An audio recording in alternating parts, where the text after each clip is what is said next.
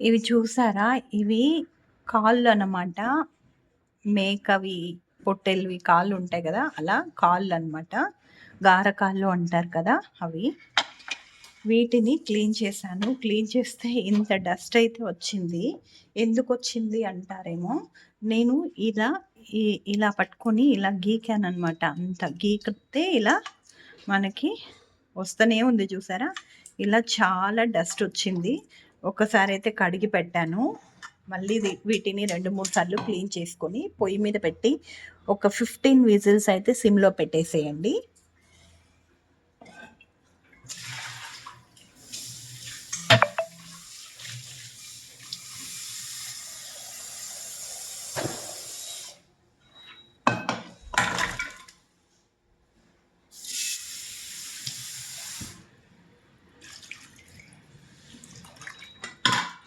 ఈ విధంగా 2, 3 సార్లు కడగాలి.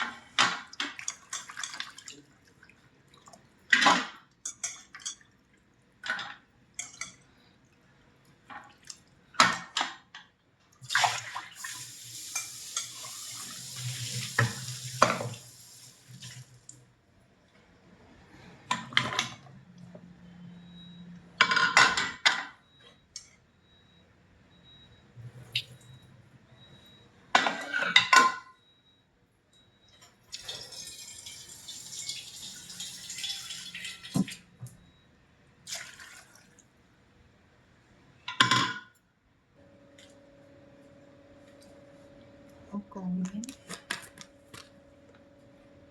ఆనియన్ చిన్నది ఒకటి కట్ చేసి వేసుకోండి. అలాగే పసుపు వేసుకోండి.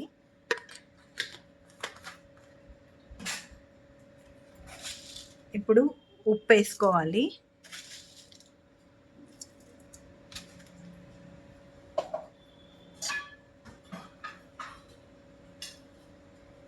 ఇప్పుడు కొంచెం ఆయిల్ వేసుకోవాలి.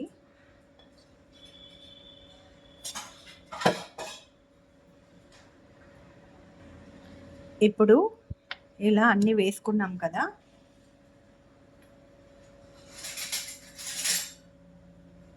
ఒక్కసారి ఇలా అంతా కలిపేసుకోండి.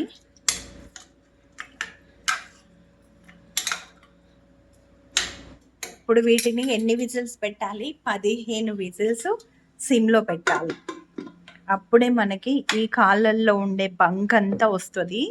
అప్పుడు అలా వచ్చినది మనము మసాలా వేసుకొని కర్రీ చేసుకొని తింటే మనకు బాగా మోకాళ్ళల్లో గుజ్జు ఎక్కువగా వస్తుందంట. ఇలా మనము కర్రీ చేసుకోకపోయినా ఈ విధంగా ఉడికించుకునే దాంట్లో కొంచెం కారం వేసుకొని అలాగే సూప్ లాగైనా తీసుకున్నా సరే ఇది తీసుకోవటం వలన మోకాళ్ళల్లో గుజ్జు పెరుగుతుందని విన్నానండి. అలాగే పెద్దవాళ్ళ నుంచి చెప్తూ ఉన్నారు. చాలా కాలం నుంచి చెప్తున్నారు ఈ మాటని. ఇప్పుడైతే మనము 15 విజిల్స్ అయితే పెట్టుకుందాం. విజిల్ పెట్టుకొని ఇంకో విషయం సిమ్‌లో మాత్రమే పెట్టుకోండి. సిమ్‌లో 15 విజిల్స్ పెట్టుకోవాలి. ఫస్ట్ హై ఫ్లేమ్‌లో పెట్టి విజిల్ వచ్చిన తర్వాత సిమ్‌లో పెట్టి 15 విజిల్స్ పెట్టాలి. మనకి కావాల్సిన ఇంగ్రీడియెంట్స్ కొబ్బెర, చెక్క, లవంగం, అల్లం వెల్లుల్లి, కారం, ధనియాల పొడి, అలాగే కొత్తిమీర, ఆనియన్, టమాటో. ఇవి మనకు మెయిన్‌గా కావాల్సినవి. ఇవన్నీ కూడా మనము మిక్సీ పట్టుకుందాం. ఒక ఆనియన్, టమాటో ఒకటి కట్ చేసి వేసుకుందామండి. ఇవన్నీ ఇప్పుడు మిక్సీ పట్టేద్దాం.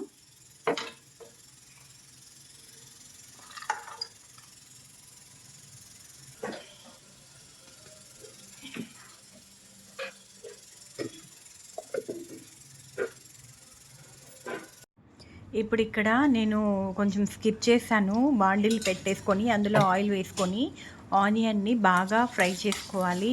తర్వాత కొంచెం అంటే ఒక 2 టమాటోల్ని కూడా వేసి బాగా ఫ్రై చేసుకోవాలి. ఇవన్నీ కూడా సన్నగా పొడవుగా కట్ చేసుకొని ఫ్రై చేసుకోవాలండి. ఇది బాగా ఫ్రై అయిన తర్వాత మనము ఈ కాళ్ళు ఉడికించుకొని పక్కన పెట్టుకున్నాం కదా, మూత తీసి పక్కకు పెట్టేసుకోండి.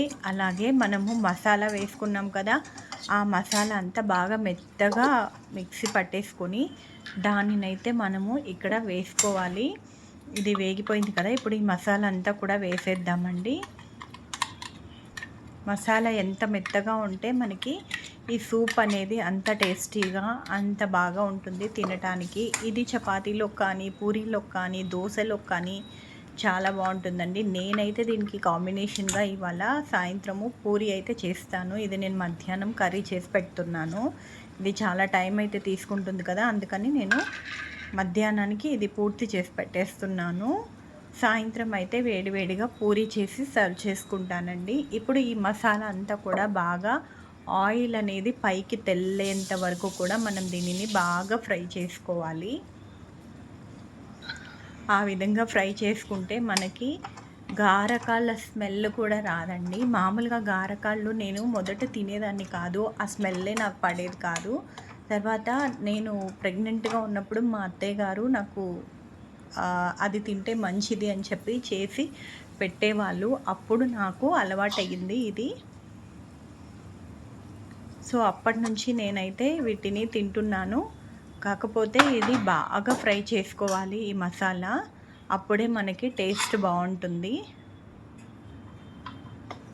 మనం ఆల్రెడీ ఇందులో ఈ కాళ్ళల్లో పసుపు, ఉప్పు, కొంచెం నూనె, కొంచెం ఆనియన్ వేసి ఉడికించుకొని పెట్టుకున్నాం కదా. ఇప్పుడు ఈ మసాలా అంతా వేసేసుకొని సిమ్లోనే మళ్ళీ ఒక అరగంట సేపటి దాకా మనము దీన్ని కనీసం ఒక 15 మినిట్స్ అన్నా మనం దీనిని కొంచెం మీడియం ఫ్లేమ్లో పెట్టుకొని లేదంటే సిమ్లో పెట్టుకొని ఒక 15 మినిట్స్ అయితే ఉడకనివ్వాలి. ఎందుకంటే ఈ మసాలా ఆ ముక్కలు ఆ కాళ్ళు అన్నీ కూడా బాగా మిక్స్ అయ్యి చాలాసేపు ఉడికితేనే దీంట్లో నుంచి బాగా గుజ్జు అనేది బయటకు వచ్చి ఆ సూప్లో కలుస్తుంది. ఆ సూప్ మనం తినటం వల్ల మనకి జాయింట్ పెయిన్స్ కానివ్వండి, మోకాళ్ళు అరుగుదల కానివ్వండి, మోకాళ్ళు బాగా అరిగిపోయాయి అని చాలామంది చాలా బాధపడుతూ ఉంటారు కదా.